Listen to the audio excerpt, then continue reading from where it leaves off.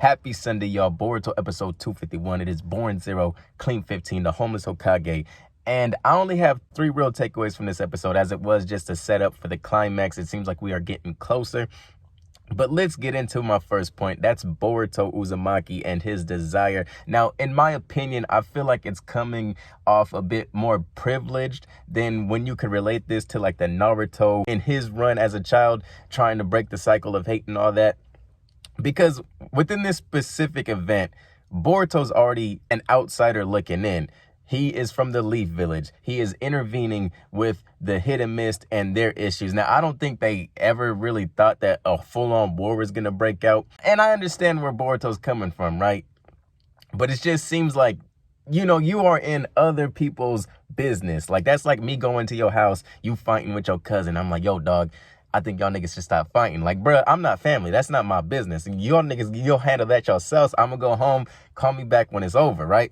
Because like that, it's just like, it feels a bit more privileged because it's easy for Boruto to be like, I think we should stop fighting, when in fact, he really doesn't have any ties, like no strong ties to these villages. These are people who live in these villages. These are people who are thugging it out. They have a history of beef.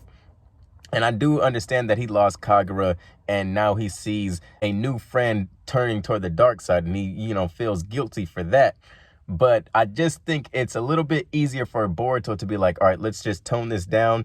Whereas we have, you know, members of the Hit and Miss village who want to avenge Kagura themselves. We have Bunta, we have Kyojo. So like, I understand more so on their end. It's like, you know, let them thug it out. You know, they're obviously mad about something. Just let them have it. You know, shout out to my nigga Gon from Hunter x Hunter. That's his philosophy. But on to my next point. One dope thing I thought about this episode was the display of the different types of power within the Funado clan and just in this series in general, I guess, because we did have the Mizukage in this episode. I noticed certain leaders, being the father and now the son Ikada, they are kind of sharing the same philosophy of selfishness disguised as selflessness, where their main thing is, look, I have this goal, we have to do this, and if you guys die, so be it. We see that in the moment where Ikada is taking his crew across that dangerous ass sea, and we even see the father clap Isuri, his own son, just for being in, not necessarily cahoots, but wanting to stop the violence, being over at the Mizukage's office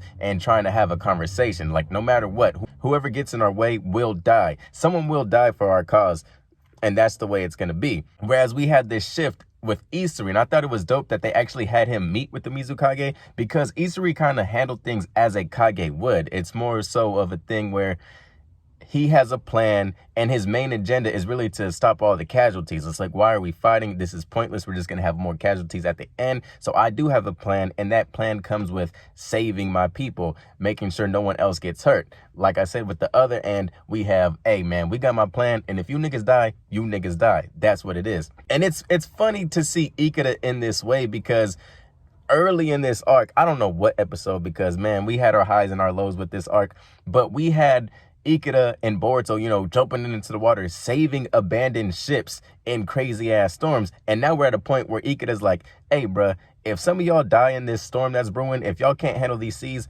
that's on y'all.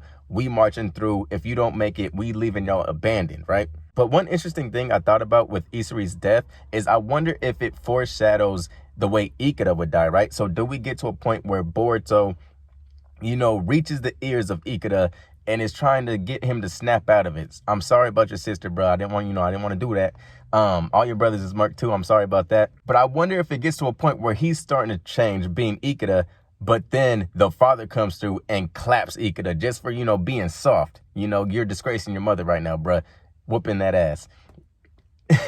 So I wonder if that was a bit of a foreshadow, right? But I just think it was kind of strange that they killed off Isuri, because we never really got to see him fight. Now, be it, I would agree that I was kind of surprised that he wanted peace in the first place, but just to have him be such a, almost like a main villain, you know, breaking his father out of the jail from the beginning of this arc and all that, it kind of felt like they were kind of pumping him up to be a good battle, but then just him getting clapped up was, you know, like fuck it, dog, you out of here.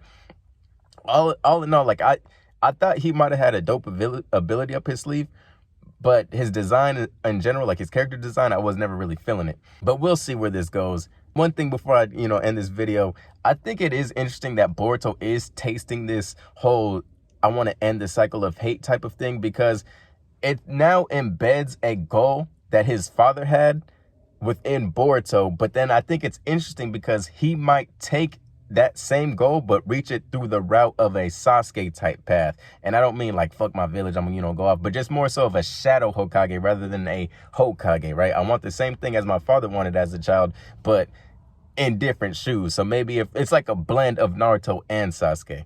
But that's all I got. Peace. Thank y'all niggas for watching. Take care.